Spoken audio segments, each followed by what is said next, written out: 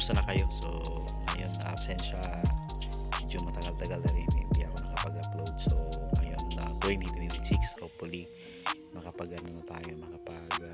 simula na tayo ulit ng upload. So, medyo na busy lang ang iyong lingkod mga pandit.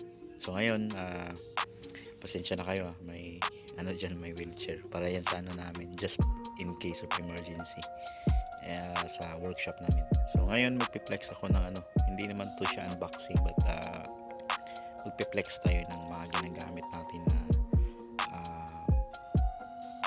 tool trolley and tools sa ito yung mga kapandit, snap-on mga kapandit. So as pe-flex natin kasi mostly pag ikaw ay technician or ikaw ay DIYers or ikaw ay car pandit or isang mahilig sa sa pagkukumpuni, paggawa ng mga sasakyan. So ito ay pag meron ka nito mga kapandit ay para itong isang ginto para sa atin. So lalo na tong brand na to mga pandit. Ayan mga pandit, snap-on yan. So ngayon papakita ko sa inyo. So anong laman itong natin, snap-on na tool trolley or caddy sa minsan tinatawag nila na tool trolley or caddy. So mga ilan to, mga 12. We have 12 trolley na gamit natin dito sa school namin. So ngayon bubukas tayo. Actually check na ako ng kapag bukas na tayo. Kaya mga pandit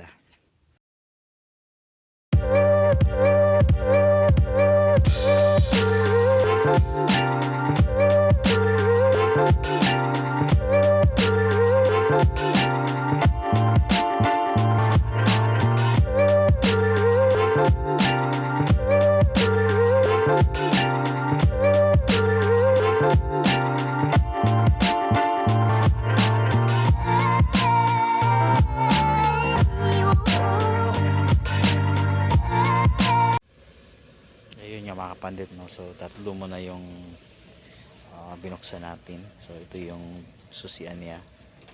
Ayan. Ayan, makikita mo yung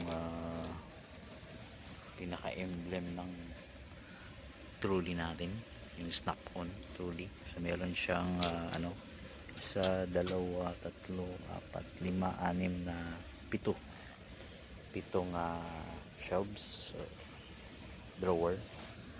Then dito nilagyan lang natin ng numbering. Yan. Kasi 12 ito So ito yung number 2 na trolley. Yung iba din may numbers din yung sa likod para palatandaan na natin. So kikita mo yung niya, yung rubber. Ito rubber na may siya, rubber matting na medyo sturdy din siya mga kapandit.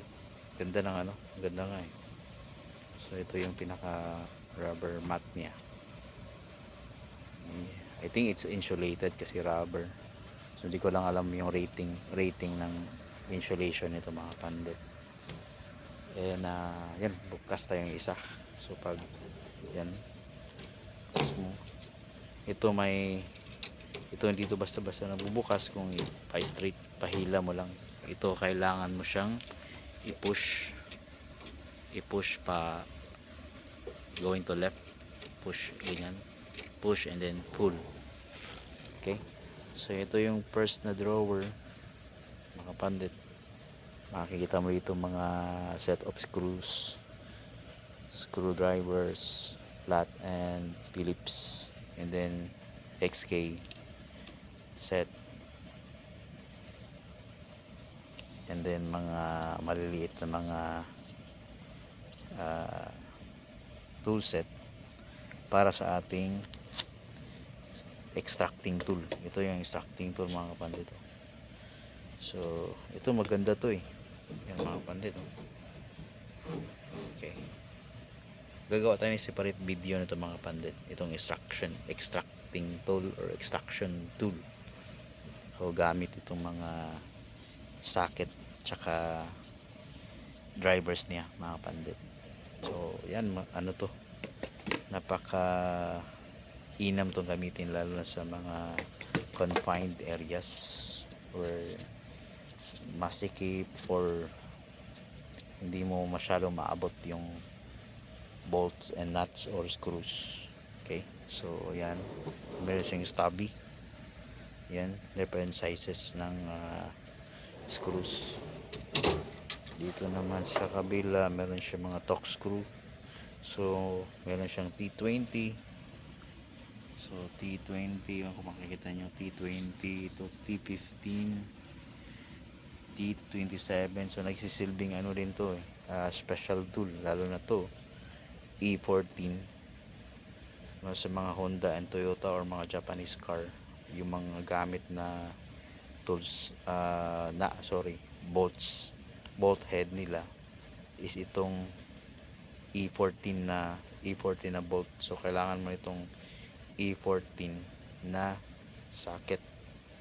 So ibang orientation din yung ano niya nito, yung bolt head niya.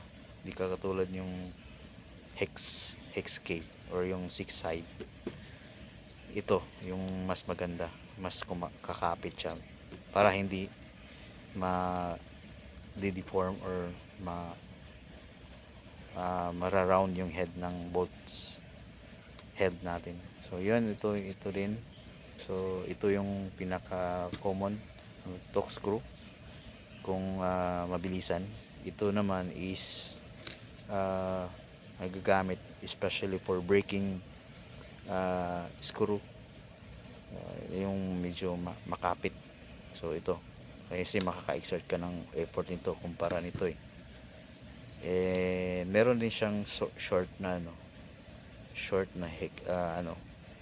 torque screw. So sa mga malalapit na area. Okay, so sa pangatlo, wala, mga mga combination wrenches.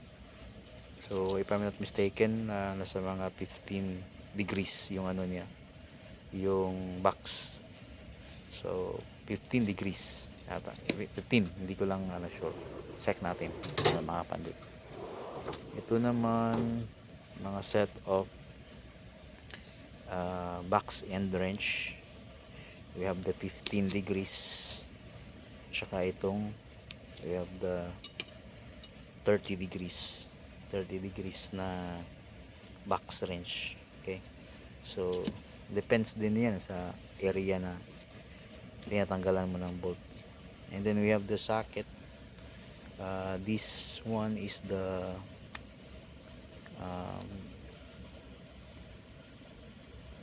ito is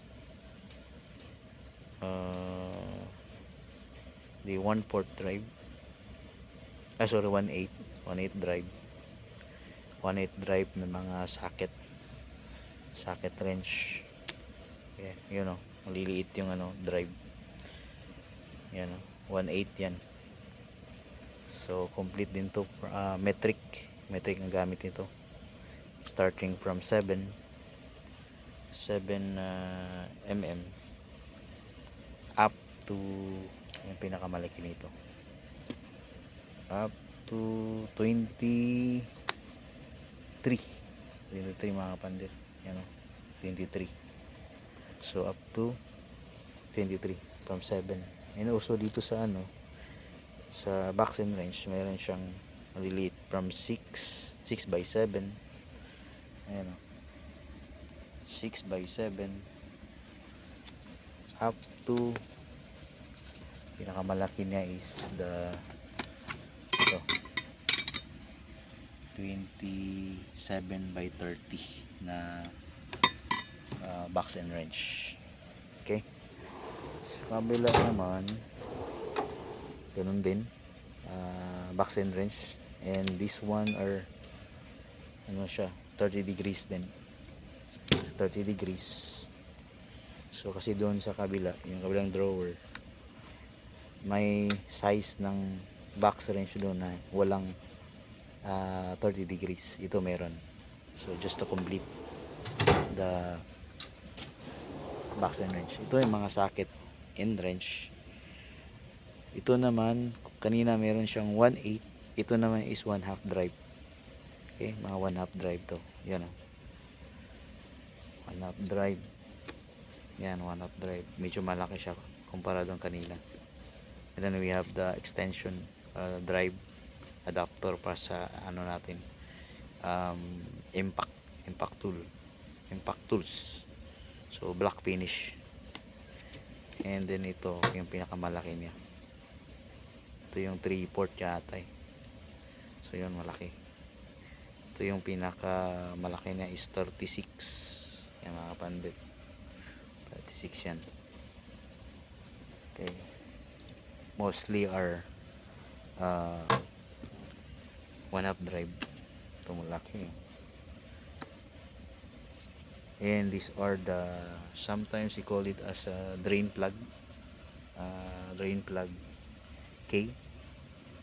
Then ito spark plug wrench. And then meron din itong ano, so ano to siya, para sa mga confined areas also pwede siyang bambend pag kinakailangan. So may mga times kasi na kailangan ng bending ng ano, ma-bend yung pag loosen and tighten ng tools na bolts and nuts natin. Ayan, may maliliit na ano din. Okay, then sa kabila dito is we have ito is the gasket scraper or scraper, wire brush. Ito yung magnet sa mga ano, pag may accidentally na mahulog sa ano natin, na mga component or bolts, nuts, pwede mo itong gamitin. Very strong ito mga kapandit, no? Kaya nang hilahin yung ano, vice grip. And then the long nose plier, cutter plier combination. And we have ito yung tinatawag na monkey plier. So ito naman mga kapandit is sometimes they call it as a monkey plier, but rather we can call this one as a kasi ginagamit ito sa mga ano, mga clamp, mga hose clamp, yun, mga rubber what's this, mga radiator hose clamp. So ito ginagamit ito siya eh. So but we can call it as a monkey plier. So usually yan kasi ang tinatawag nila. And then last drawer, ito may cellophane pa.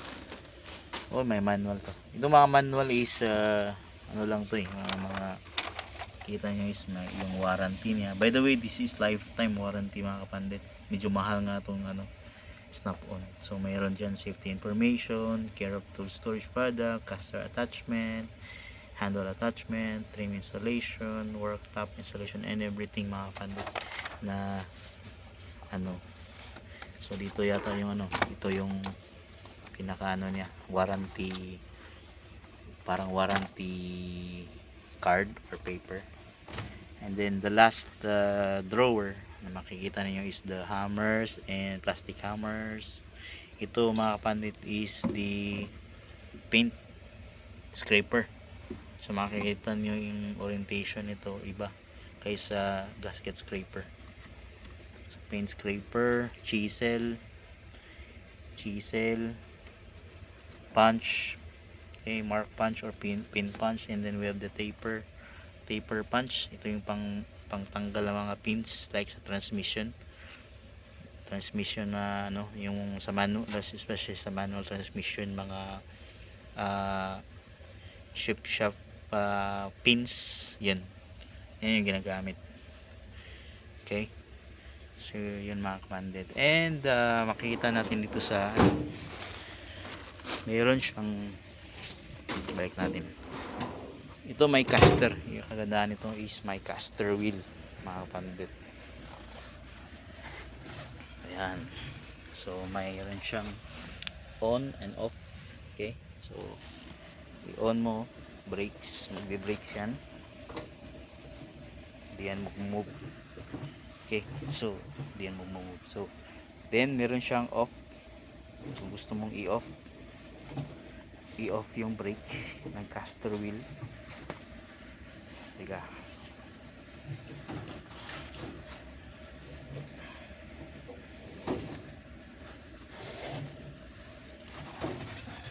yan mga kapandit, oh. So i-off mo lang yan. Okay, ito sa kabila. Yan, on and off, on and off. Okay, so yan, mag-move na yan. Okay, okay, so and that's about it mga kapandit. So sana ay nasiyahan kayo sa content natin ngayon about sa snap-on trolley and tools natin mga kapandit. So thank you so much for watching and see you on the next content and vlogs mga kapandit. Ciao.